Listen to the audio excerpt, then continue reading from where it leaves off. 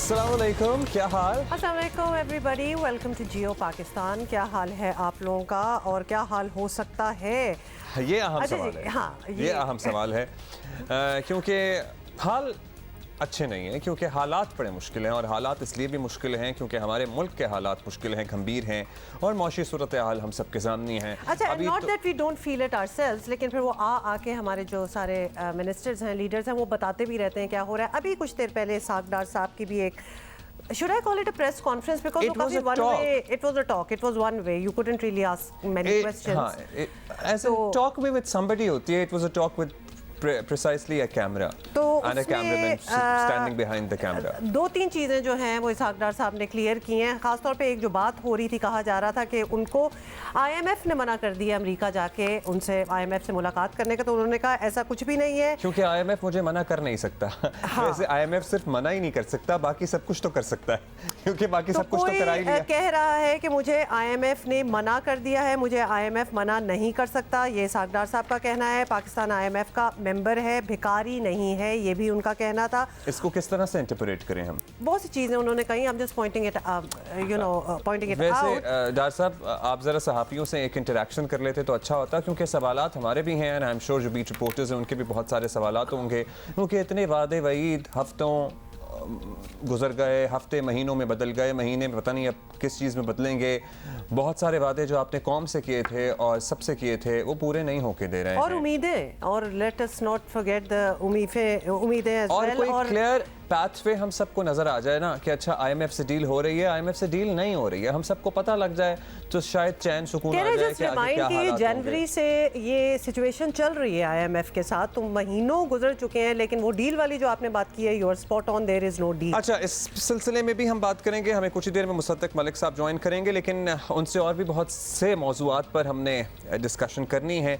तो कुछ अपडेट्स आपको देते हैं in case you are busy somewhere और आपको नहीं मौका मिला कि क्या पीछे होता रहा है मुल्क के सियासी मंजरनामे में। हम डार साहब की एक बात कर ही रहे थे, जस्ट टू कंप्लीट इट। उन्होंने कहा वो जो मीटिंग है IMF वाली, वो मुल्की हालात के बायस वॉशिंगटन में मीटिंग में वर्चुअल शिरकत करूंगा। तो इट्स नॉट एज इफ कि वो मीटिंग होगी नहीं, वर्चुअली उसमें वो जरूर अटेंड करेंगे। वजीर आजम के कहने पर मैंने दौरा अमरीका मुलतवी कर दिया, तो दैट इज द रीजन, वरना वो मीटिंग जो होगी। वैसे वजीर आजम ने दौरा अमरीका क्यों मुलतवी करा दिया? I wonder. खैर, ये तो उसकी, अगर वो सहाफियों के सवाल लेते तो शायद उसमें जवाब मिल जाता, लेकिन इन केस लिटरली इस वक्त IMF से ज्यादा इंपॉर्टेंट पाकिस्तान के लिए क्या है? मतलब इन केस आपको नहीं पता कि क्या होना था, तो हुआ वही जो होना था। अच्छा, हुआ वही जो होना था कि सदर साहब ने, आपको पता ही है, बिल वापस भेज दिया और चीफ जस्टिस के अज़ खुद नोटिस और बेंच बनाने के इख्तियारात महदूद करने का बिल सदर ममलिकत ने बगैर दस्तखत पार्लियामेंट को वापस भिजवा दिया है। डॉक्टर आरिफ अलवी ने तहरीक इंसाफ की भरपूर तर्जुमानी की, बिल पर शदीद एतराज़ात किए,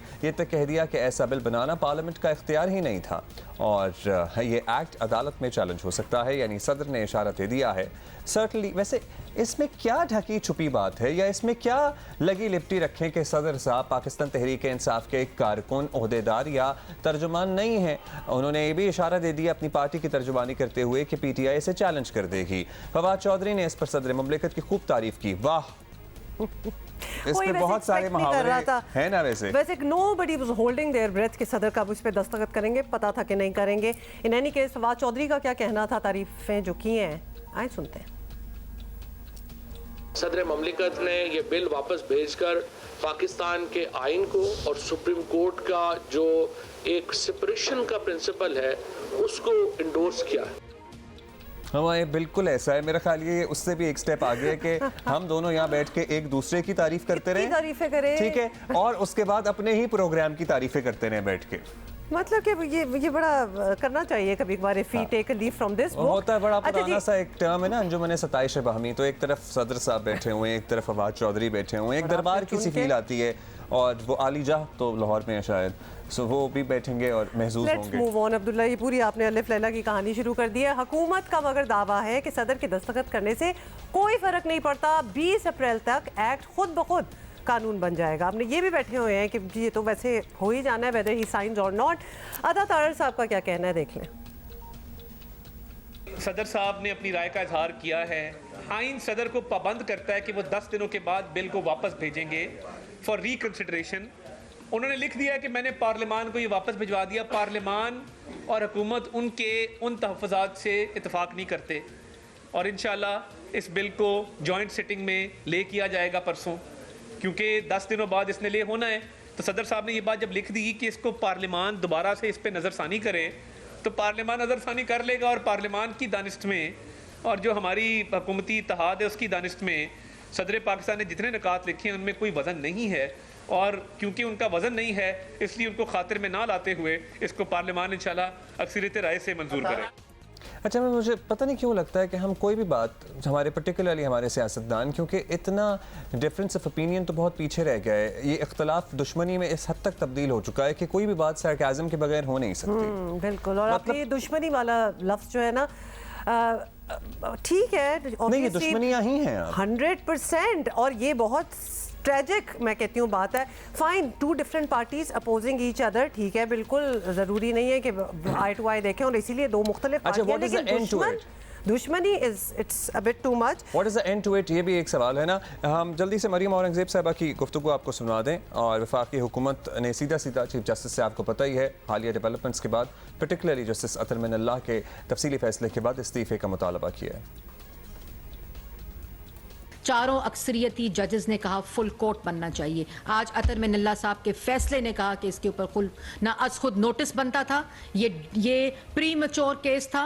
इससे तासुर आ रहा है कि एक सियासी हिकमत अमली को आगे बढ़ाने की इजाजत दी गई। इससे मिसकॉन्डक्ट, आइन की गलत तशरी और इख्तियारात का नाजायज इस्तेमाल, ये चारों जजेस के जो फैसले हैं ये खुद इसके ऊपर मोहर लगाते हैं।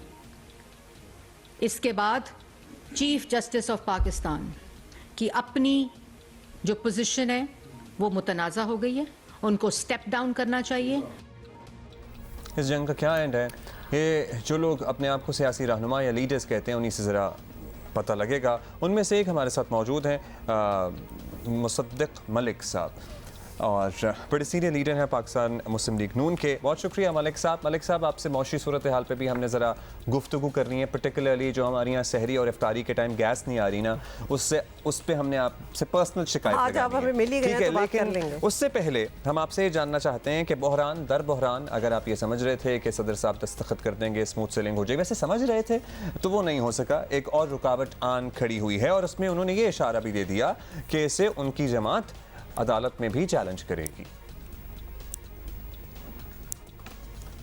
जी, पहली बात तो ये कि सिर्फ फवाद चौधरी साहब नहीं, मैं भी सदर साहब की तारीफ़ करना चाहता हूँ कि उन्होंने पीटीआई का एक वर्कर होने का सबूत दिया है और अपनी लॉयल्टीज़ इमरान खान के साथ मुल्क के बजाय इमरान खान साहब के साथ जो उनकी लॉयल्टीज़ थी, माशाल्लाह बड़े लॉयल आदमी हैं, इसमें तो कोई शक नहीं ना हुआ। अब आज के बाद कोई ये मोतरज़ तो नहीं हो सकता कि सदर पाकिस्तान को अगर ओहदा मिला तो उन्होंने ओहदे की वजह से एक न्यूट्रलिटी या सदर होने का हलफ लेना तो काफ़ी नहीं है। हलफ लिया तो क्या लिया, असल में मोहब्बत और असल में जो उनकी लॉयल्टी है वो तो पीटीआई और इमरान खान साहब के साथ थी, उन्हीं ने उनको सदर बनाया, तो आज उन्होंने उधार लुटा दिया। तो मैं भी उनकी तारीफ़ करना चाहता हूँ कि उन्होंने लॉयल्टी का बड़ा भरपूर सूद के साथ लौटा है। इससे पहले वो असेंबलियां तोड़ने की समरी पर दस्तखत करके भी उधार लौटा चुके हैं ना, अब तो सूद पे चढ़ गया है। नहीं, इससे पहले वो उससे पहले एक आध मरतबा ओथ दिलवाने से भी इनकार कर चुके हैं। तो माशाल्लाह बड़ा पुराना ट्रैक रिकॉर्ड है। तो आज वो अपने ट्रैक रिकॉर्ड के ऐन मुताबिक उन्होंने मावराए आइन, यानी आइन से ऊपर होके उन्होंने सोचा ये मुल्क क्या चीज़ है, आइन क्या चीज़ है, मेरी ज़िम्मेदारी क्या चीज़ है। असल तो मोहब्बत और लॉयल्टी जो है वो खान साहब की है, तो बस उन्होंने उसका लॉयल्टी का सबूत दिया। तो पूरा लिटरेचर भरा पड़ा है लॉयल लोगों से, तो उनका भी शुमार अब तारीख़ के उन औराक में होगा जहाँ पे तमाम लॉयल लोगों का जिक्र किया जाता है। तो मैं भी उनको, जो उन्होंने आइन के ऊपर जाके और सदर पाकिस्तान के बजाय एक लीडर पीटीआई का बन के और एक चाहने वाला और लॉयलिस्ट इमरान खान साहब का बन के जो उन्होंने फरीज़ा सर अंजाम दिया है, उस पर सिर्फ फवाद चौधरी को तो नहीं, हम सबको भी मुबारकबाद देनी चाहिए। ऐसे लॉयल कहाँ मिलते हैं भाई इस ज़माने में। अच्छा, अब करेंगे क्या आप लोग? हाँ, ये भी तो आगे बढ़ने बताइए। का कोई रोड स्ट्रैटेजी मैप क्या अगर है? मुसद्दक मलिक साहब आप लोगों के पास है तो वो ज़रूर कौम के साथ शेयर करें, क्योंकि कौम भी उतनी कंफ्यूज्ड है जितनी हमें ये अफरा तफरी नज़र आ रही है। अब सदर साहब ने बिल जो है वो वापस भेज दिया है। 10 अप्रैल तक 21 अरब रुपए जो हैं वो भी आपने देने हैं इलेक्शंस के लिए। ये किस तरह बात आगे जाएगी? सुप्रीम कोर्ट के साथ तो वैसे ही मुतालबा हो गया कि जज should resign, he should leave. जी मेरे ख्याल में मामला तो काफ़ी एक तरह से क्राइसिस की तरफ जा रहा है और एक तरह से सिंप्लीफिकेशन की तरफ जा रहा है। आइन के मुताबिक अगर सदर साहब ने आज इनकार कर दिया है तो इस तमाम मामला को रखा जाएगा पार्लिमान के जॉइंट सेशन में, और अगर पार्लिमान ये मुनासिब जानेगी कि ये बिल ठीक है तो वो उसको अप्रूव कर देगी। गालिबन पार्लिमान का जॉइंट सेशन कल बुला लिया गया है तो उसमें ये बिल प्लेस हो जाएगा और उसके बाद ये मुल्क का कानून बन जाएगा। उस कानून के तहत ये जो फ़ैसला किया गया है इस पे अपील की जाएगी और उसी कानून के तहत बेंच बनाने का हक़ जो है वो एक ब्रॉडर जजेस ही के पैनल को दिया जाएगा। टॉप 3 जजेस जो हैं वो बैठ के इसका बनाएंगे कि बेंच क्या होगा, बेंच में कौन कौन लोग शिरकत करेंगे। तो आपने कानून साजी की है, ये कानून साजी लेकर पाकिस्तान तहरीक इंसाफ सर्टनली दोबारा से अदालत पहुंच जाएगी तो एक तो ये होगा, तब होगा ही। जी बिल्कुल, आपको बताइए होगा ही वो जी मगर होगा, ज़रूर होगा, मगर जब मुल्क का आइन बन जाएगा, कानून बन जाएगा तो उसी के मुताबिक चलेंगे ना।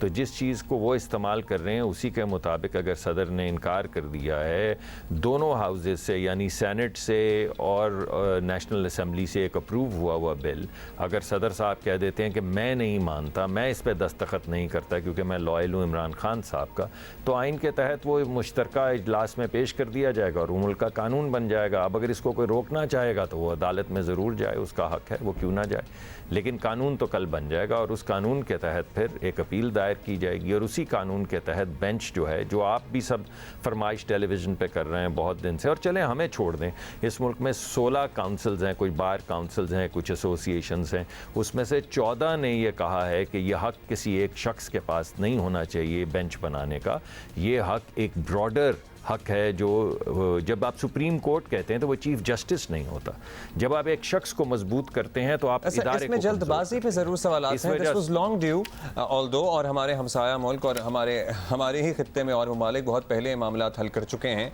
लेकिन इस पे जो एक एतराज़ आ रहा है कि भाई ज़ाहिर एक क्राइसिस की सूरत हाल थी इसलिए जल्दबाजी में कानून साजी की जा रही है, और जल्दबाजी में की गई कानून साजी का अक्सर उन्हीं लोगों को नुकसान होता है जो वो कानून बनाते हैं।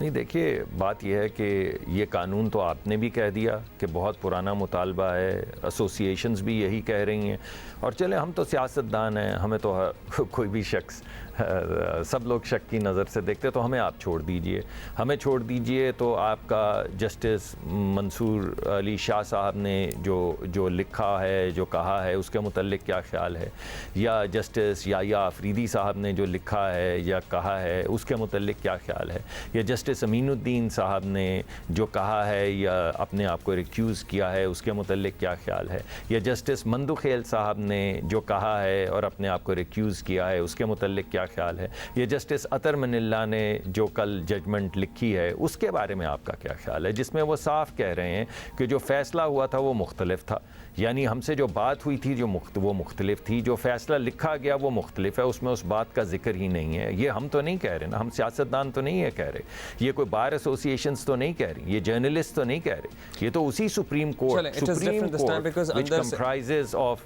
हाँ, इस वक्त घर के अंदर से आवाजें आ रही हैं। आप ये बताइएगा, आप लोग इस मामले में क्लियर हैं कि उनके घर सुप्रीम कोर्ट के अंदर से आवाजें आ रही हैं, आई मेंट द होम, उनके अपने घर के अंदर से। आप बताइएगा 10 अरब रुपए आप लोगों ने 21 अरब 21 अरब रुपए 2 दिन बाद, हाँ, मतलब वो जारी नहीं होंगे, और उस पे क्लियर हैं कि आपके मुताबिक 4-3 का ही फैसला है, और वो जो 14 मई की डेट आई हुई है समहाउ सुप्रीम कोर्ट की बेंच की तरफ से जिसकी सरबराही चीफ जस्टिस कर रहे थे, उस पे अपील में जाएंगे, क्या फैसला हुआ है? देखिए, अभी ये तमाम बातें कल का जो कानून बन जाएगा उसमें ये कट छट के बिल्कुल सामने आ जाएंगी, क्योंकि कल ही आपने एक जजमेंट का हवाला दिया, मैं दूसरी जजमेंट का हवाला दे देता हूँ। जो नोट लिखा है जस्टिस अतर मनिल्ला ने वो आपके सामने आ गया। उन्होंने क्या लिखा है, हमने नहीं, उन्होंने क्या लिखा है, उन्होंने कहा है ये 4-3 का फ़ैसला है, और हम क्या कह रहे हैं जब से ये फैसला हुआ है कि ये 4-3 का फैसला है। अगर सुप्रीम कोर्ट के जजेस भी ये कह रहे हैं कि उनका फैसला ज़रूर है, लेकिन ऑर्डर ऑफ द कोर्ट तो ऑफिशियल हैसियत तो उसी की होती है। जी, अगर ऑर्डर ऑफ द कोर्ट की हैसियत होती है तो आपको ये भी मालूम है कि 3 लोगों का बेंच, यानी वो फैसला जो जस्टिस काजी फाइज ईसा साहब ने किया था, वो 3 का बेंच था। अब 3 के बेंच को ओवर रूल करने के लिए तो बड़ा बेंच चाहिए। तो बड़े बेंच के बजाय एक एडमिनिस्ट्रेटिव ऑर्डर के ज़रिए चीफ जस्टिस साहब ने कहा कि मैं इस फैसले को, ये फैसला ही नहीं है, यानी एक जस्टिस 3 जस्टिसेस बैठ के एक फ़ैसला लिखते हैं। सुप्रीम कोर्ट ने एक एडमिनिस्ट्रेटिव निकाला ख़त और रजिस्ट्रार के ज़रिए और कहा कि ये फ़ैसला ही नहीं है, इस वजह से ये लागू ही नहीं होता। अरे भाई चलें, मान लेते हैं घड़ी भर को कि वो फ़ैसला लागू नहीं होता। अगर लागू नहीं होता तो फिर उस फैसला, आपने जो अगले दिन फैसला किया उसके फ़ौरन बाद 6 का बेंच क्यों बनाया? एडमिनिस्ट्रेटिव नोट तो काफ़ी होना चाहिए था। इसका मतलब है कि आपको मालूम था कि 3 के फैसले को ओवर रूल करने के लिए बड़ा बेंच बनाना चाहिए, जो आपने अपना फैसला करने के बाद बनाया। तो अजीब खिचड़ी सी बन गई है। मेरे ख्याल में अब इस खिचड़ी को ठीक होना चाहिए, साफ होना चाहिए और उसके मुताबिक तो आ गया कि चीफ जस्टिस शुड रिजाइन। अब इसके लिए कोई पार्लियामान में करारदाद लाने का भी आप लोग का इरादा है? या फिर इंतजार होगा कि इतना प्रेशर है कि वो शायद वो खुद ही छोड़ दें, जो कि ऐसा लगता नहीं है, तो फिर ऑल्टरनेटिव क्या है? और रेफरेंस तो फाइल हो ही गया है। मुझे थोड़ी सी आपकी आवाज़ मुझे भी हमें भी आवाज़ बात सारी थी। नहीं, आपकी बात बिल्कुल ठीक है, मुझे सुनाई दे रही है, मगर वो आपके टेलीफोन से सुनाई दे रही, कान में सुनाई नहीं दे रही, मगर it's okay, I have heard it. मेरा ये ख्याल है जी कि इस वक्त जिस तरह के मामलात चल रहे हैं, केबल निकल गई है, वो फिक्स कराते हैं। जी, आपको मेरी आवाज़ आ रही है? जी आ रही है। वो हैंड्स फ्री केबल एक्चुअली हमें अपनी आवाज़ भी वो लाउड स्पीकर पे आ रही है। तो मीनवाइल हम 30 सेकंड्स को आपको स्क्रीन से आउट कर रहे हैं। मीनवाइल आपकी केबल फिक्स कराते हैं और फिर डिस्कशन को यहीं से आगे बढ़ाएंगे। So meanwhile our team in Lahore will fix the cable. अच्छा जी, रेफरेंस फाइल हो गया वो जो आप बात कर रहे थे, लेकिन यही बात है कि उस पर एक और फिर अब एक थोड़ी सी एक मिनी जंग उस पर भी एक्चुअली हम प्रॉब्लम ये है कि हमारे यहाँ जंग के अलावा कुछ होता नहीं है कोई ख़ास, कि जो भी फैसले आते हैं, कोई जो भी बात होती है तो उसमें थोड़ी सी कॉन्फ्रंटेशन जो होती है becomes a bit bigger jung as ji well। Malik साहब कंटिन्यू कीजिएगा। आप बताइए मलिक साहब। जी, मैं ये कह रहा था कि इदारे का अगर हमें वक़ार, पाकिस्तान का सबसे बड़ा जो मुझे मसला इस वक्त नज़र आता है वो ये है कि कोई भी न्यूट्रल आर्बिटर नहीं रह गया। सियासतदानों को तो मिलान कर दिया गया, ये कहा गया कि नहीं भाई आप तो बहुत ज़्यादा पोलराइज्ड हैं और हम तो आपकी बात नहीं मानते। मीडिया के अंदर भी जंग छिड़ गई, मीडिया को भी डिस्क्रेडिट कर दिया गया, किसी को लिफाफा कहा गया। खातून सहाफ़ियों के मुतल्लिक जो अलकाबात लिखे गए वो ट्विटर के ऊपर, वो तो मैं बयान करने से कासिर हूँ। तो चलिए, आपने जो थोड़ी इज़्ज़त सादात थी मीडिया में वो भी चल जाती रही। जो थोड़ा बहुत आपको इदारों का लिहाज था और लोग थोड़े लिहाज से बात करते थे, आपने शोहदा के ख़िलाफ़ कैंपेन चला के, सिपा सलार की अपॉइंटमेंट से पहले उनके ख़िलाफ़ कैंपेन चला के उस इदारे को भी मिलाइन कर दिया और आज भी कैंपेन्स चल रही हैं। तो वो भी इदारा एक न्यूट्रल आर्बिटर के तौर पे उसका भी रोल ख़त्म हो गया। एक ये सुप्रीम कोर्ट रह गई थी या आला अदलिया रह गई थी। तो अब आला अदलिया के अंदर से जो आवाज़ें उठ रही हैं उससे ही आपको पता चल गया कि उनका वक़ार जो है और या उनकी जो लेजिटिमेसी है वो भी क्वेश्चन में आ गई। तो मैं समझता हूँ कि बहुत बहुत बड़े जज हैं जिनका तारीख़ में ज़िक्र किया जाएगा, तो अपने इदारे के लिए उन्हें चाहिए कि एक बड़ा बेंच बनाएं। ये एक बहुत एक क्योटिक सिचुएशन क्रिएट हो गई है, आपने ख़ुद इसका तज़किरा किया। तो इसका सलूशन यही है कि सुप्रीम कोर्ट तमाम जजेस को कहते हैं, तो वो तमाम जजेस बैठ जाएं या एक बड़ा बेंच बैठ जाए और वो बैठ के इन तमाम मामलात का जिस पे आपस में उनका तफरीका हो गया है उस पर एक डिबेट करें और कोई फ़ैसला करें जिस पे अवाम को यकीन हो कि हाँ पूरा सुप्रीम कोर्ट बैठा है, ये किसी एक जज ने प्रेजुडिशियल फैसला नहीं किया कि मैं इसके साथ हूं या इसके हक में हूं। ये कानून रिव्यू होगा, फिर कानून बन जाएगा और उसके बाद अदालत से दोबारा रुजू किया जाएगा और फिर फुल कोर्ट का तकाज़ा किया जाएगा। और एक बड़ा और उम्मीद ये की जाएगी कि 3 जो सीनियर मोस्ट जजेस हैं अगर वो समझते हैं इस मामले की सेंसिटिविटी को और अगर अदलिया का वक़ार उन्हें अजीज़ है और वो चाहते हैं कि अदलिया हमेशा की तरह वो जो अंधी पट्टी बांध के फ़ैसले करती है जिसमें मासिवा इंसाफ के कुछ नहीं होता, और जिस तरह भुट्टो साहब को फांसी दी गई थी वो मुनासिब नहीं है, या जिस तरह जस्टिस मुनीर ने फ़ैसला दिया था मौलवी तमीज़ुद्दीन के केस में वो मुनासिब नहीं था, या जिस तरह नवाज़ शरीफ को बेटे से पैसे ना लेने पे, यानी लेने पे नाअहल नहीं किया गया, इस बात पे नाअहल किया गया कि आप अपने बेटे से पैसे ले सकते थे, अगरचे आपने नहीं लिए, लेकिन चलो उस्ताद फिर भी क्या है, सारी ज़िंदगी के लिए डिस्क्वालीफाइड।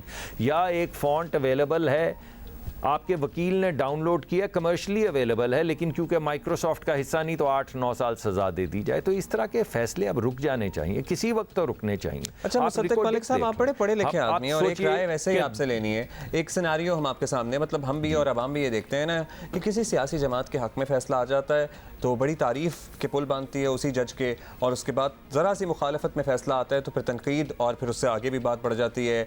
अब यही चीफ जस्टिस यही थे जब वो, आपको याद है ना, कासिम सूरी की रूलिंग वाला मामला सारा अंडू हुआ था, सो बड़ी तारीफ की जा रही थी सबकी तरफ से, और अब जाहिर है जो हाल है वो भी हमने देखा है। अतर मिनल्लाह साहब की भी बात सबके सामने, कल को इमरान खान साहब इनकी तारीफों के पुल बांध रहे थे, आज उन्हें जहर लग रहे हों।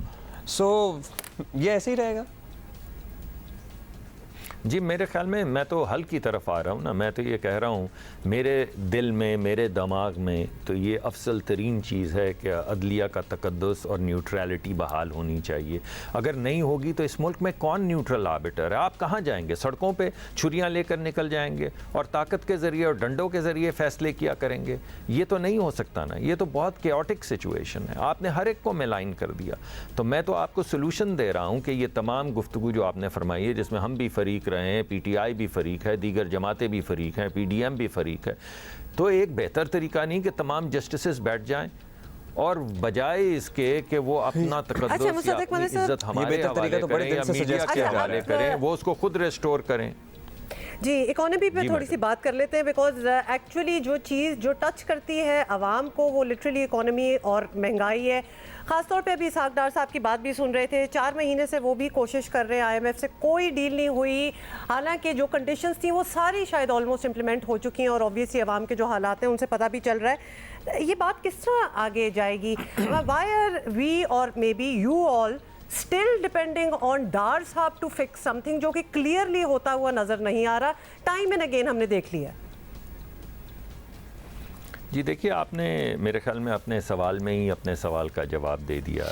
आपने खुद ही ये कह दिया कि तमाम जो उनकी कंडीशंस थीं जो पिछली हुकूमत ने साइन की थी, मौजूदा हुकूमत ने तमाम कंडीशंस मान ली हैं। हमने बहुत तकरार की उनसे, मैंने खुद भी की, गैस के हवाले से या एनर्जी के हवाले से, लेकिन हमने तमाम उनकी जो भी लिखत पढ़त हो चुकी हुई थी तमाम चीज़ें मान ली। तो फिर ओनस अब इसहाक डार साहब पे तो नहीं रह गया या मुझ पे तो नहीं रह गया। जब आपकी तमाम जो आपने सवाल उठाए उनके जवाब दे दिए गए, जो आपने कंडीशंस रखी वो पूरी कर ली गई, तो फिर तो सवाल ये IMF से बनता है कि भाई अगर तमाम कंडीशंस पूरी हो चुकी हैं तो क्या आपको, जिस कायदे से आप पूरी दुनिया के साथ चलते हैं, आपकी कंडीशंस पूरी हो जाती हैं, तो क्या आपको उसी तरीक़ाकार को मद्देनज़र रखते हुए पाकिस्तान का प्रोग्राम आगे नहीं बढ़ाना चाहिए? तो ये सवाल तो सर हमारी थोड़ी डायरेक्ट रसाई है, तो आप ही पूछ के बताएंगे ना हमें क्या IMF क्या जवाब दे रहा है? जी पूछ रहे हैं जी। तो कोई जवाब आया? जी उन्होंने कुछ एक्सटर्नल सेक्टर के लिए, जैसा कि कहा गया था कि उन्होंने कहा कि आप इस मुल्क को आगे ले जाने के लिए कुछ और भी आपके दोस्त ममालिक जो हैं वो आपकी फ़ंडिंग के अंदर इजाफत करें ताकि मुल्क एक तरीके से आगे बढ़ चुके। अब वो कंडीशंस के ऊपर भी पिछले दिनों आपने अनाउंसमेंट सुनी कि सऊदी अरेबिया से, जो से हमारे बड़े पुराने ताल्लुकात हैं, हमें $2 बिलियन की कमिटमेंट मिली है या अंदिया दिया गया है कमिटमेंट का, जो IMF तक पहुँचा दिया गया है। तो अब ये उम्मीद है कि इस कमिटमेंट के बाद जो एक आध वो रखना रह गया था कि आपने दीगर ममालिक से भी कुछ और इजाफी फ़ंडिंग लेनी है, जब वो भी पूरा हो गया है तो अब मेरे ख्याल में उनकी जो ये स्प्रिंग की जो मीटिंग है उसमें वो आपस में डिस्कशन करेंगे। गालिबन ये जब अंदिया आया है उतनी देर में स्प्रिंग की मीटिंग हो चुकी थी, स्केजुअल हो चुकी थी। मुझे नहीं मालूम उसके एजेंडा पे ये था या नहीं था। तो मेरे ख्याल में इस मीटिंग के अंदर कुछ हो जाएगा। मियां नवाज शरीफ जो जा रहे हैं Saudi Arabia and then probably Qatar as well, so उनके एजेंडे में भी ये तमाम मामला शामिल होंगे? जी उनके एजेंडा के अंदर तो हमेशा मुल्की मुफाद होता है और मेरे ख्याल में वो एक लार्जर चीज़ भी निगोशिएट करने की कोशिश करेंगे या मुल्क के बिहाफ पे ये मुकदमा रखेंगे कि पाकिस्तान के 220 मिलियन लोग हैं जो ग्रो कर रहे हैं। बाय द ईयर 2050 ये 350 मिलियन के करीब हो जाएंगे, 35 करोड़ के करीब हो जाएंगे। टू बी प्रिसाइज 349 मिलियन की पॉपुलेशन हो जाएगी। तो ये बहुत बड़ी पॉपुलेशन है, बहुत बड़ी मार्केट है तो ना सिर्फ ग्रांट्स नहीं हमारा मसला होना चाहिए, आगे बढ़ने के लिए हमें इन्वेस्टमेंट्स चाहिए।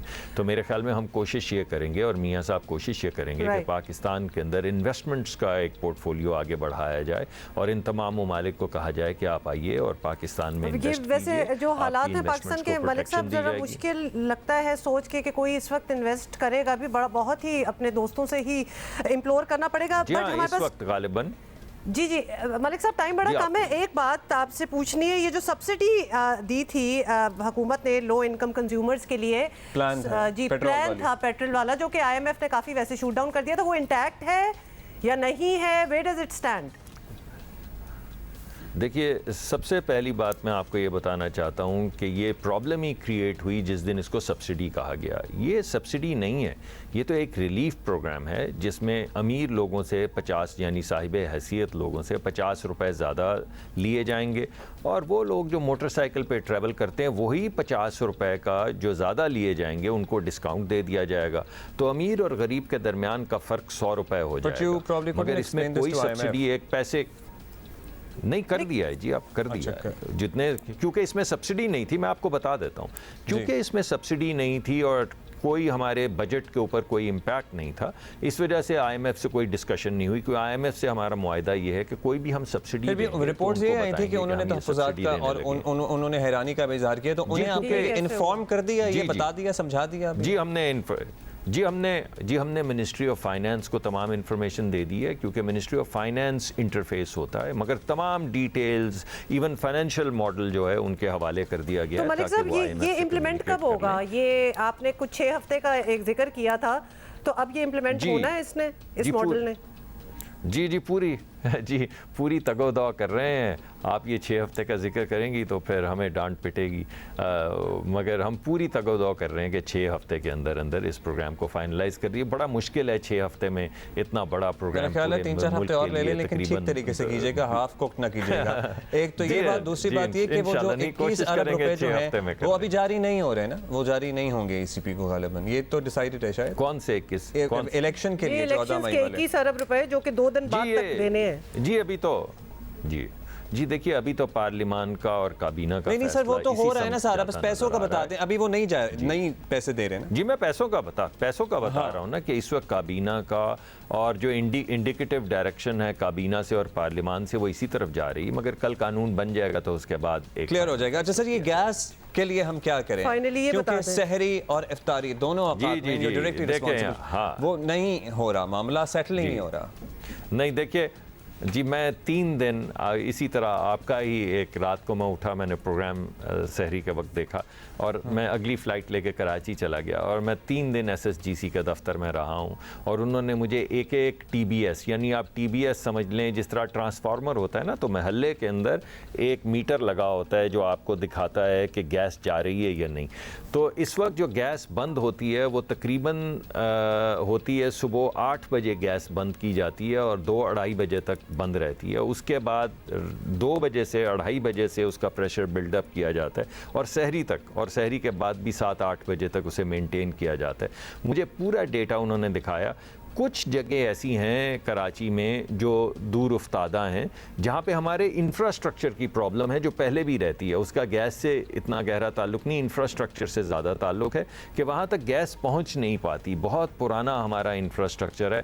तो कल ये इलाके जिनको वो दूर उफ्तादा कह रहे हैं, सालों ये इलाके गैस इस्तेमाल करते रहे हैं और हम सालों से एक ही घर में रिहाइश पजीर भी हैं। सो अब लेकिन मैं आपको बता रहा हूँ, अगर वो आप कह रहे हैं तो मैं आपको बता रहा हूँ आपसे झूठ बोल रहे हैं, ठीक? तो वो आप जरा उनको जरा इंक्वायर कीजिएगा, क्योंकि नहीं आती गैस। जी आप अगर इजाजत दें 1 सेकंड जी थोड़ा, अगर आप 30 सेकंड, मुझे पता आपका वक्त बहुत कीमती और ख़त्म भी हो रहा है, मैं अगर 30 सेकंड दें। देखिए मैं तो वहाँ पे उनके कंट्रोल रूम में बैठ के उनका डेटा और गैस फ्लोज देख कर आया हूँ। प्रेशर कम है जिसकी वजह से बाज़ दूर के इलाके जो हैं वहाँ नहीं जा रहा।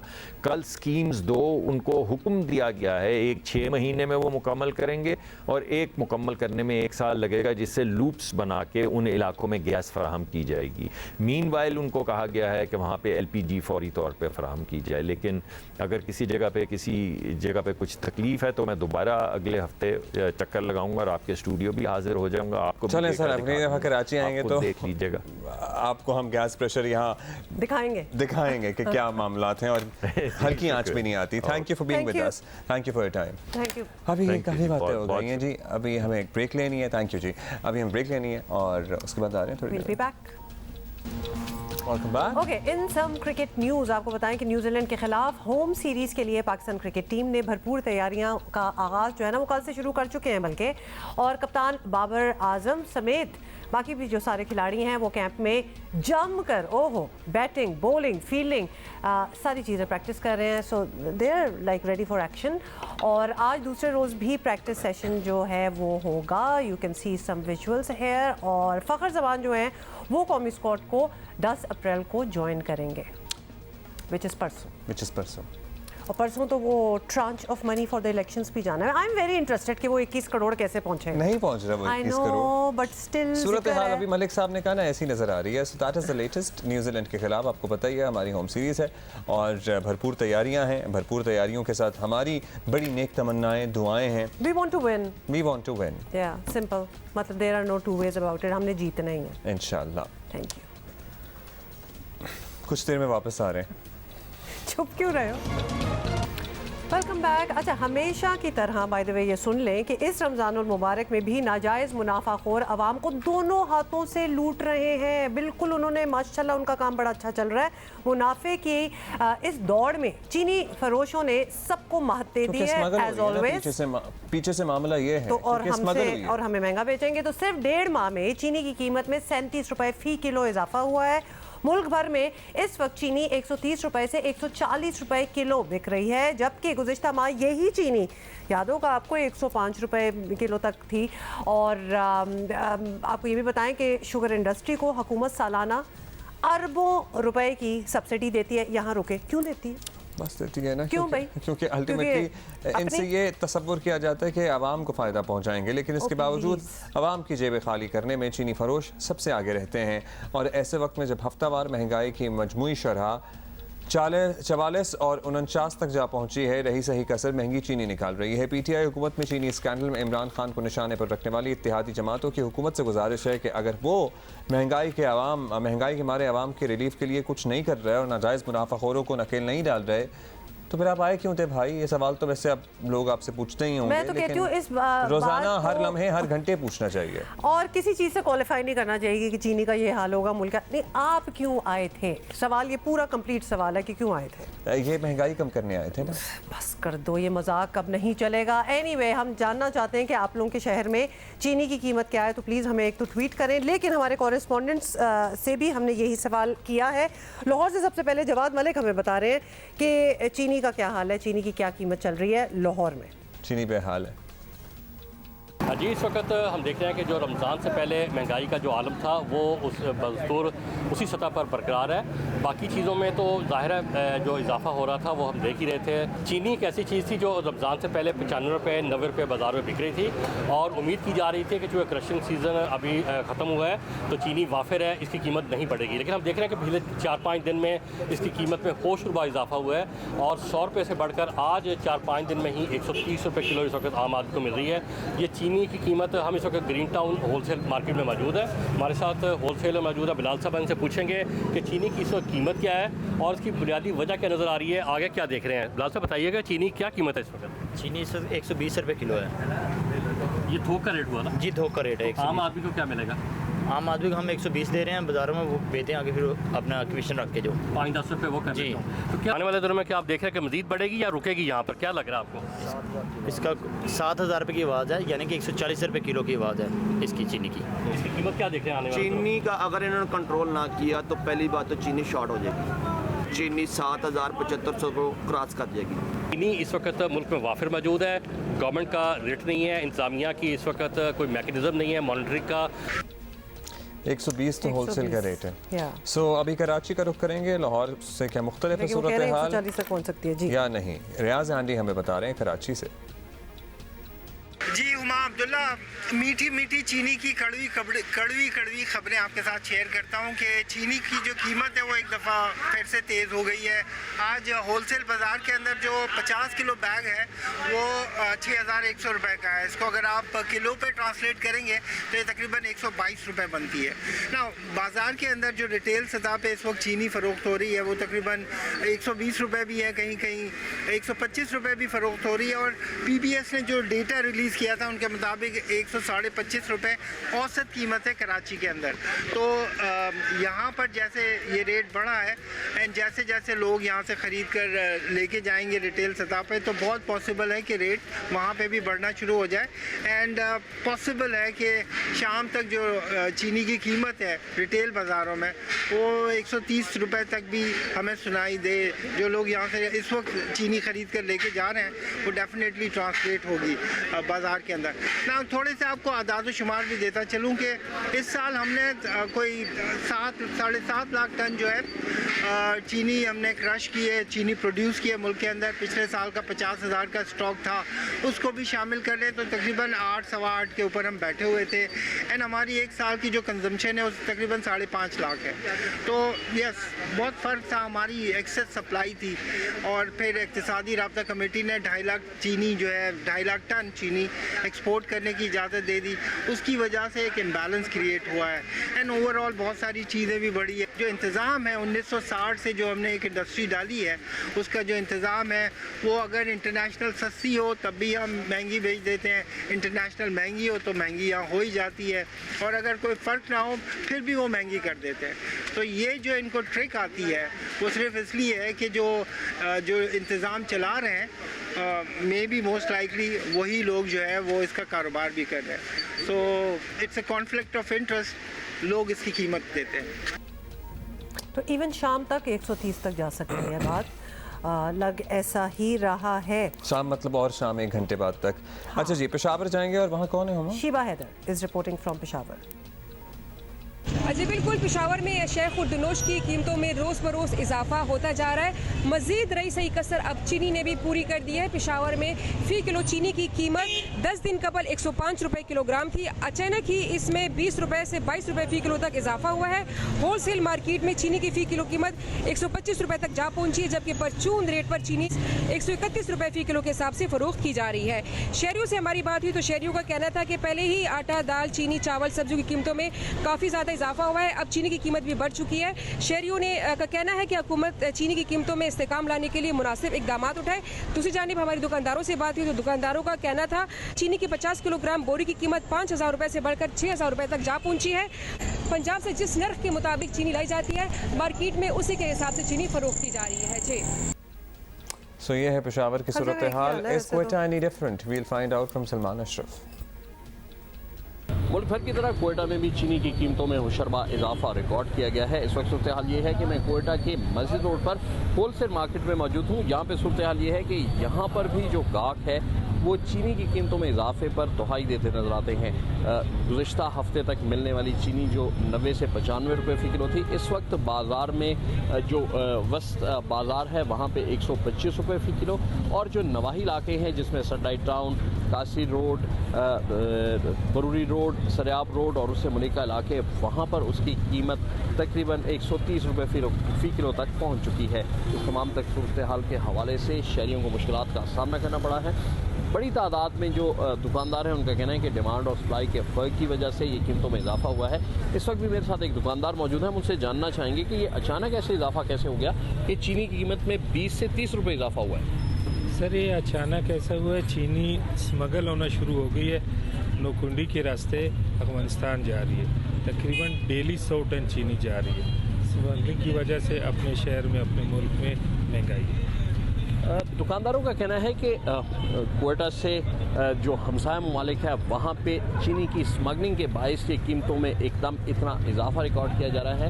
उन्होंने फिगर भी कोट किया है, लेकिन जब सरकारी हुकाम से बात की जाती है तो उनका कहना है कि स्मगलिंग नहीं हो रही, डिमांड और सप्लाई के फ़र्क की वजह से इसमें इजाफा रिकॉर्ड किया गया है। जी चलें जी, हाल अब आपके सामने है। ऑल अक्रॉस पाकिस्तान हमने आपको बता दिया है, slowly and steadily and not so slowly actually prices ऊपर जा रही हैं। होपफुली अब चूंकि ये बात हो रही है और नोटिस लिया गया है तो सूरत हाल कंट्रोल में आए और वो जो मुबैना तौर पर स्मगल की जा रही थी लाखों टन चीनी अक्रॉस द बॉर्डर, उसको कुछ रोक सके, कोई रोक सके एक्चुअली। क्यों हो रहा है ये? हालात देखें हमारे, जो सारी चीजें बाहर जा रही हैं, दिस नीड्स टू और अगर खुदा न खास्ता ये सिलसिला चलता रहता है, आई वंडर कि अब क्या सूरत हाल है, तो अल्टीमेटली हमें चीनी इंपोर्ट करनी पड़ेगी, उन्हीं से लेनी पड़ेगी जिनको मतलब दे रहे हमें हैं। दुनिया से इंपोर्ट करनी पड़ेगी और आपको पता ही है इंपोर्ट करने के तो चीजें वैसे ही हमारे पे लाले पड़े हुए हैं। अच्छा जी, डॉलर है तो वो जा रहा है बाहर, मतलब ये है वैसे this should be treated as a criminal offence. ये जो वो लोग जिन्होंने चीनी स्मगल की है, वो मिल मालिकान जिन्होंने चीनी स्मगल की है, उनके खिलाफ इतने स्ट्रॉन्ग केसेस बनते हैं कि ऐसे वक्त में जो मुल्क की जरूरत से ज्यादा चीनी आप स्मगल कर देंगे और हमें अगर इंपोर्ट करनी पड़ गई हुआ पिछली हुकूमत जो थी उसमें सारी ये लड़ाइयां हुई थी ना, आपको पता है बनी थी ना, तो वाई नॉट अभी क्यों नहीं हो रहा? ये वो चीजें हैं जिनको ठीक करना था। ये जिनकी भी मिले हों, जिनकी ना हो, व्हाटएवर, मुल्क का देख लें क्या हाल है और ऊपर से चीनी को भी अगर ये कर रहे हैं, कम ऑन। चलें जी, मूव ऑन और कुछ खेलों की बात करें। क्यों? बस हमने आपको इसलिए बताना है क्योंकि पाकिस्तान में खेलों का है बेतहाशा टैलेंट मौजूद, लेकिन ये टैलेंट दिखाने के मौके बहुत कम है और अच्छी बात है कि अब हुकूमतें इस पर तवज्जो दे रही हैं। मुख्तलिफ खेलों के इवेंट करवाकर सबको अपना हुनर, अपना फ़न दिखाने का मौका मिल रहा है और ऐसा ही एक इवेंट लाहौर में रमज़ान स्पोर्ट्स सीरीज़ के नाम से शुरू हुआ है। हाउ नाइस, अच्छा लगा मुझे सुन के। और इसमें आपको बता दें cricket, football, hockey, kabaddi, table tennis, badminton, इन सब के मुकाबले होंगे। बहुत ज़बरदस्त किस्म की ऑप्शंस हैं। 900 से ज़ायद खिलाड़ी एक्शन में नजर आएंगे और सब खेल जो है वो ऑफ कोर्स रमजान चल रहा है तो रात ही के वक्त होंगे, आपको पता ही है, पोस्ट इफ्तार टिल सहर। Yes absolutely. हुकूमत के मुताबिक इन मुकाबलों के लिए स्पॉन्सर्स भी मौजूद हैं और इसलिए हुकूमत का पैसा नहीं लग रहा, ये स्पेसिफाई उन्होंने किया है।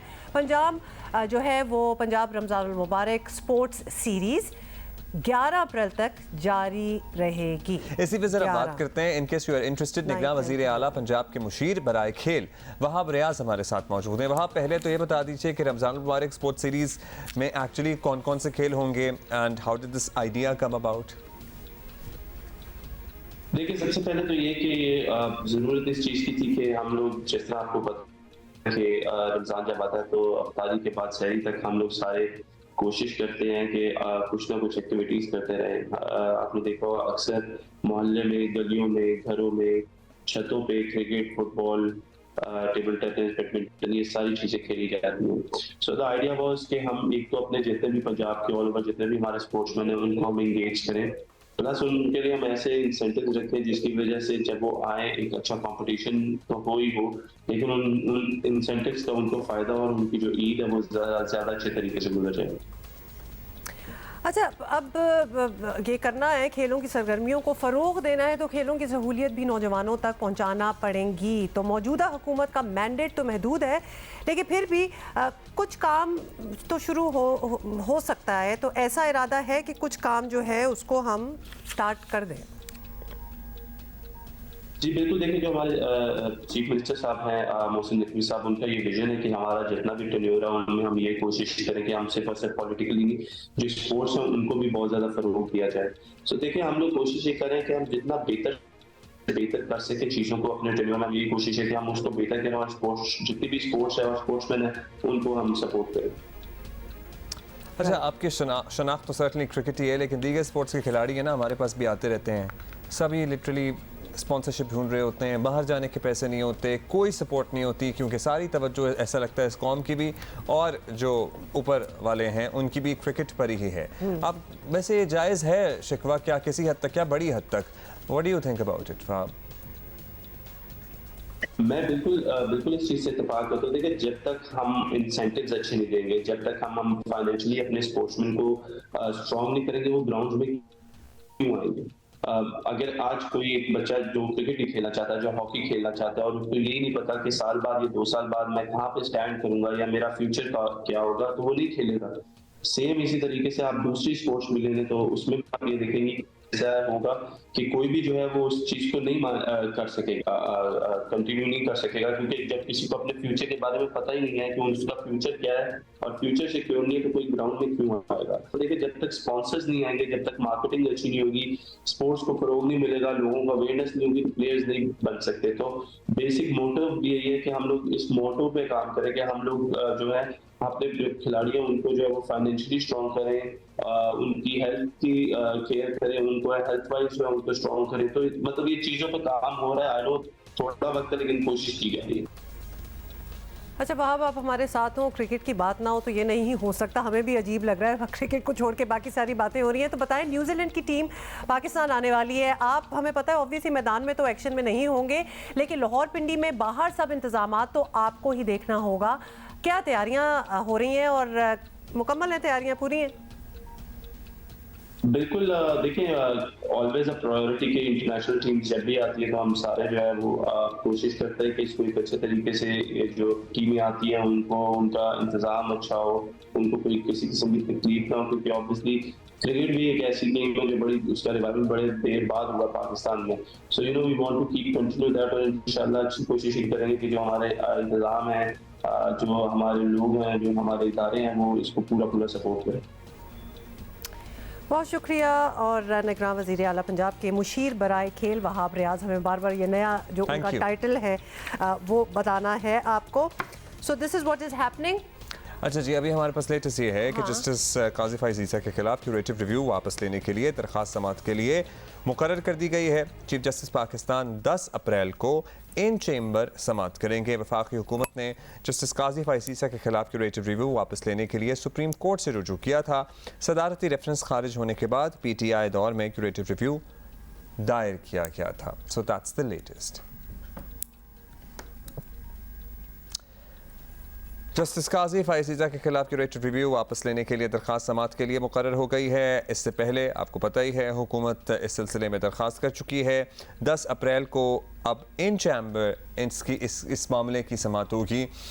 वैसे ही जहन में आता है ना कि जितनी हमारी क्लियर कट डिविजन्स हैं और जितने इख्तलाफात सुप्रीम कोर्ट के अंदर सफ़ों में जज साहिबान, मुअज़्ज़ज़ तरीन जज साहिबान के एक अपने दीगर बरादर जज साहिबान के साथ सामने आ चुके हैं, कैसे इस तरह के मामलात फिर प्रोसीडिंग्स आगे बढ़ेंगी और किस तरह से इंसान की जो अपनी राय है या अपनी सोच है वो इन्फ्लुएंस नहीं होगी, एक नहीं करेगी इन मामलात को। खैर, चीफ जस्टिस पाकिस्तान 10 अप्रैल को इन चेंबर समाअत करेंगे। हुकूमत की तरफ से आपको पता ही है दरख्वास्त दायर की गई थी कि ये क्यूरेटिव रिव्यू वापस लिया जाए। सुप्रीम कोर्ट से रुजू किया गया था और सदारती रेफरेंस खारिज होने के बाद PTI के दौरे हुकूमत में ये मामला शुरू हुआ था, ये रिव्यू दायर हुआ था, जिसको PTI इक़्तिदार से जाने के बाद संगीन गलती करार दे चुकी है अपनी। और ना सिर्फ वज़ीर आज़म इसका बरमला इजहार कर चुके हैं कि उन्हें मिस गाइड किया गया था, बल्कि सदर मुमलिकत भी ये कह चुके हैं कि अगर इमरान खान ये समझते हैं कि ये गलत था तो ये गलत था।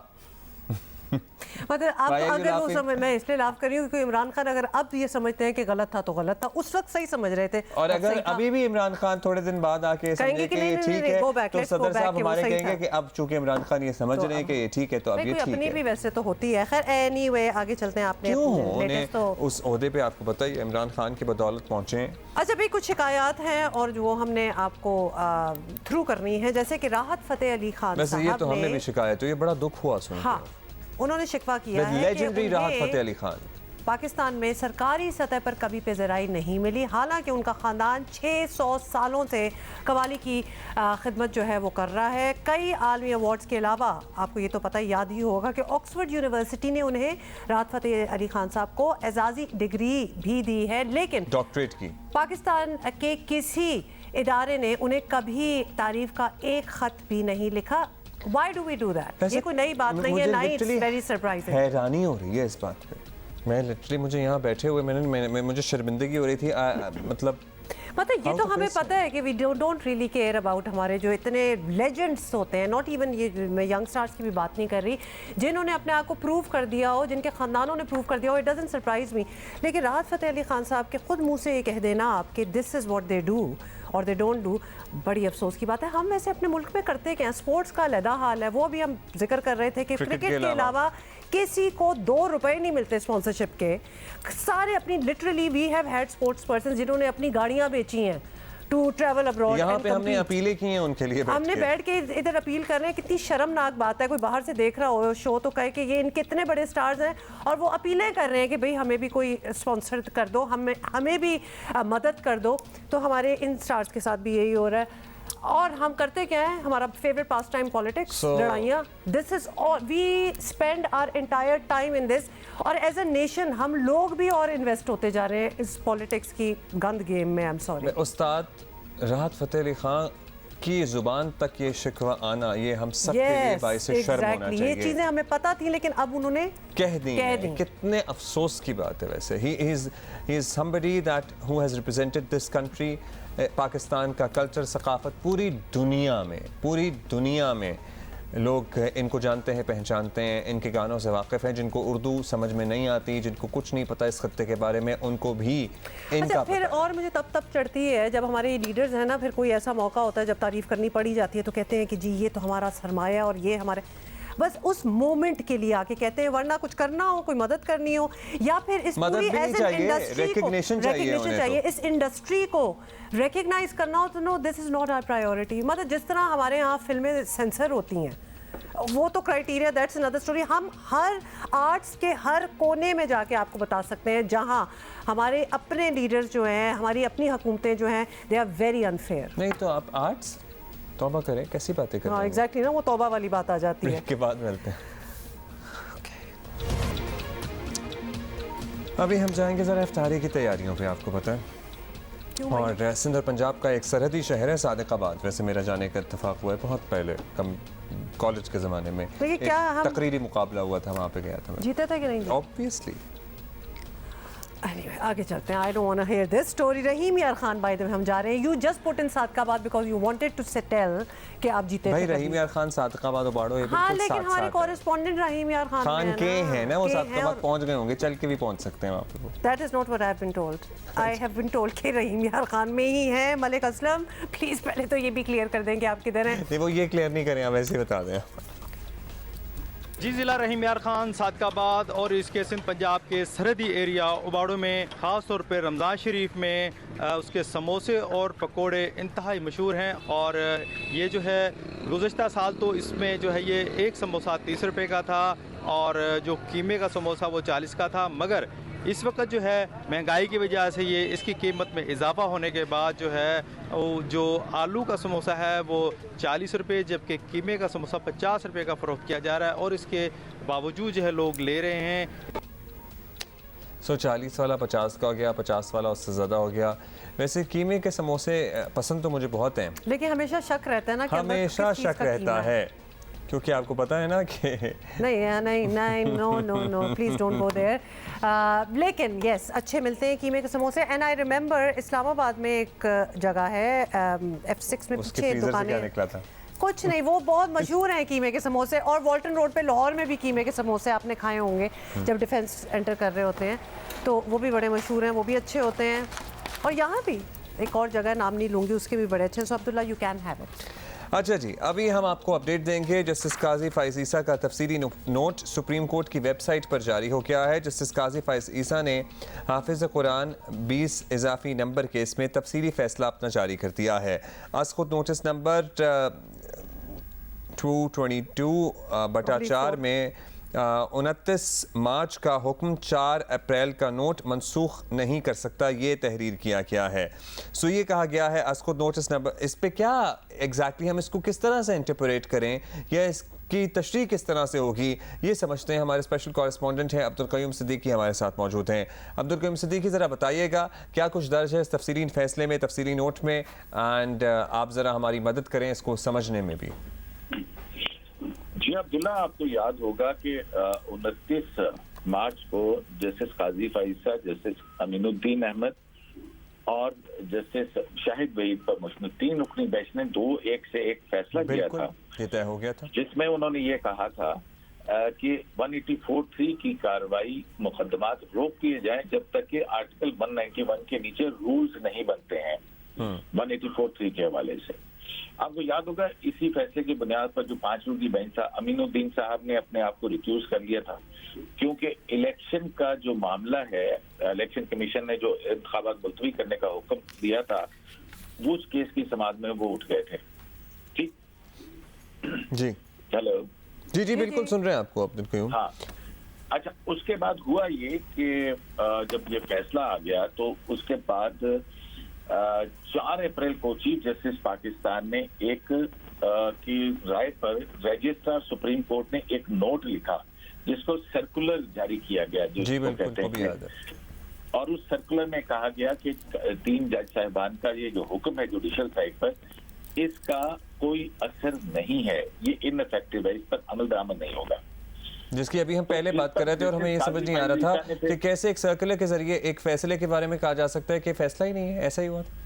जी हाँ बिल्कुल। उस पर जैसे काजी फैसला ने फिर एक और नोट लिखा और उसमें रजिस्ट्रार सुप्रीम कोर्ट की सरजनिश की और कहा कि आपने अदालत के मामले को समझा नहीं है, जिस 5 रुकनी बेंच का फैसला आप कोर्ट कर रहे हैं ये मामला उससे बिल्कुल मुख्तलिफ है और आपकी इस जो हरकत है इसके ऊपर उन्होंने अटॉर्नी जनरल के जरिए से एस्टैब्लिशमेंट डिवीजन को, वफाकी हुकूमत को खत लिखा कि इनको इस हवाले से इनकी सरजनिश की जाए, इनको वापस बुलाया जाए। वफाकी काबीना ने उसी दिन जो है वो रजिस्ट्रार सुप्रीम कोर्ट को वापस बुलाने का हुक्म दे दिया, क्योंकि रजिस्ट्रार जो है वफाकी हुकूमत का नुमाइंदा और वो डेपुटेशन पे सुप्रीम कोर्ट में बतौर रजिस्ट्रार है। अब जब ये हुक्म हो गया 3 अप्रैल को, तो 4 अप्रैल को जो है वो एक जब ये फैसला आया तो रजिस्ट्रार को फौरी तौर पर क्योंकि वापस बुला लिया गया था, काजी फाइज साहब ने इस नोट में लिखते हैं कि 4 अप्रैल को रजिस्ट्रार ने अपने आप को, जो कि वो रजिस्ट्रार नहीं था, रजिस्ट्रार जाहिर किया और 6 रुकनी बेंच की कॉन्स्टिट्यूशन का एक हुक्म दिया जो कि गैर कानूनी है। उसमें वो ये लिखते हैं कि जैसे काजी फाइज साहब ने इस नोट के अंदर कि ये उसके बाद जो 6 रुकनी जजेस ने ये फैसला दिया कि वो जो सुप्रीम कोर्ट के 3 रुकनी बेंच के फैसले की कोई अहमियत नहीं और सर्कुलर की अहमियत है, उसको जायज करार दिया है, तो दरअसल ये 6 रुकनी बेंच ही गलत तौर के ऊपर कायम किया गया और गलत तौर पर कायम किए गए बेंच के अंदर किए गए फैसले जो है उनकी कोई आईनी और कानूनी हैसियत नहीं होती है। और जस्टिस काजी फरीद साहब अपने इस फैसले में ये कहते हैं कि चूंकि ना तो आइन ने और ना ही किसी और कानून ने किसी भी अदालत के 6 जलीलुल कद्र जजों को ये इख्तियार दिया है कि वो अपने आप को ही सारा खुद इख्तियार दे दें, और इसके लिए जो मुकदमा नंबर 4 जिसको अज खुद नोटिस जो हाफिज़ कुरान को 20 नंबर देने का है, उस हवाले से जो 29 मार्च का हुक्म है वो 4 अप्रैल का जो चीफ जस्टिस की हिदायत पर जारी किया गया रजिस्ट्रार का सर्कुलर है वो उस हुक्म को मनसूख नहीं कर सकता है। और काजी फाइज ये कहते हैं कि ये मुतकब्बराना आमरीत की धुन में लिपटे किसी कमरा अदालत से निकलने वाले फैसले आइन को बरतरफ नहीं कर सकते। थैंक यू आपका Abdul Qayyum Siddiqui. That's all the time we have. I am sorry but thank you for helping us understand और विद द बैकग्राउंड कि कब मामला हुआ था आपको पता ही होगा, इन केस नहीं पता था तो हमने आपको याद करा दिया। अभी हमें एक ब्रेक लेनी है। Welcome back. नीम का दरख्त आपको पता है ऑक्सीजन बड़ी ज़बरदस्त प्रोड्यूस करता है, one of the most oxygen producing trees होता है। पहले बहुत होता था, अब ज़रा कम हो रहा है, लेकिन romance attached to it as well. हम ही ऑक्सीजन पे चले गए और नीम के दरख्त के नीचे तो बड़ी शायरी होती थी। अच्छा जी, कराची के एक शहरी हैं जिन्होंने यही दरख्त लगाने का प्लान बनाया, उनीमा ज़मीर शाह हमें मिलवा रही हैं इनसे। सफ़ेद फूलों की बहार नीम पर जब भी आती है तो ये अपनी दिलकशी के उरूज पर पहुंच जाता है। कुछ वक्त के बाद ये दरख्त निमोलियों से भर जाएगा। मौसम गर्म हो या सर्द, हर मौसम में ये चरिंद परिंद और हम इंसानों को सुकून और शिफा देता है। फाइक सलीम 2018 से रज़ाकाराना तौर पर कराची का सब्ज़ अहाता वसी करने पर काम कर रहे हैं। 1500 के करीब नीम ट्रीज़ लगाए हैं विद केयर के, क्योंकि जिस एरिया में हम लोग रहते हैं ये एक एरिड एरिया और यहाँ पे एनुअल रेनफॉल बहुत कम होती है, तो इसकी वजह से हम लोगों ने नीम ट्री को इस वजह से ज़्यादा प्लांटेशन की क्योंकि कम पानी में ये सर्वाइव कर जाता है। अगर आप नीम ट्री को देखें तो ये एक बड़ा डेंस ट्री है और इसके अंदर एरिया ऑफ ग्रीन स्पेस बहुत ज़्यादा होता है, जिसकी वजह से सूरज की किरणें बराह रास्त ज़मीन तक नहीं पहुँच पाती। और यही वजह है कि अक्सर लोगों को आपने कहते वो सुना होगा कि नीम ट्री का साया जो होता है वो बड़ा ठंडा होता है। नीम के दरख्त का हर हिस्सा, चाहे इसके पत्ते हों, इसकी छाल हो या फिर इस पर निकलने वाले बीज, हर एक में तिब्बी फ़वाइद हैं। इसलिए इस दरख्त को प्यार से गांव का दवाखाना भी कहते हैं। कुछ दरख्तों का जो इफ़ेक्ट है हवा पे वो ज़्यादा होता है, कुछ का कम होता है। इसका जो इफ़ेक्ट है वो ज़्यादा ठंडक देता है। मैं छोटा था, चिकन पॉक्स हुआ था, नीम का पानी उबाला जाता था, मुझे नहलाते थे उस पानी में। कमरे में जो है ना नीम के छुगे पत्तों के वो लटकाए हुए थे, वो थोड़ी सी खुजली होती थी तो मेरी वालदा ने मुझे लिए छड़ी सी बनाई हुई थी वो पत्तों के, और बोला इससे खुजाना। नीम इज़ वेरी मेडिसिनल, तो उसके ऑब्वियसली इन्वायरमेंट पर भी उसी किस्म के इफ़ेक्ट्स होंगे। गालिबन ये हमारा प्रोविंस का ट्री भी है, इसमें फिर लगती है निमोली, है तो कड़वा। तो हम तो नॉर्मली देखते हैं कि परिंदे तो मीठी मीठी चीज़ें खाते हैं, तो कड़वा क्यों खा रहा है? क्योंकि उसको भी मेडिसिनल वैल्यू के लिए इसकी ज़रूरत है। दरख्त कोई भी हो, ये हमें फितरत से करीब करते हैं, ऑक्सीजन की मिकदार को माहौल में मुतवाज़न रखते हैं। और अगर बात करें नीम की, तो एंटीसेप्टिक खुसूसियात के हामिल इस दरख्त को अब भी गाँव देहात में बहुत खास समझा जाता है। कैमरामैन अशरफ सिद्दीकी के साथ उन्नीबा जमीर शाह, जियो न्यूज़, कराची। टीवी पे देख के ठंडक महसूस होती है। So true, I was just watching, और वाकई ठंडक पड़ जाती है। भाई दरख्त लगाएं, दरख्त उगाएं, और ये तो बहुत ही अच्छा वाला दरख्त है। That is it for today. We're going to see you tomorrow, inshallah.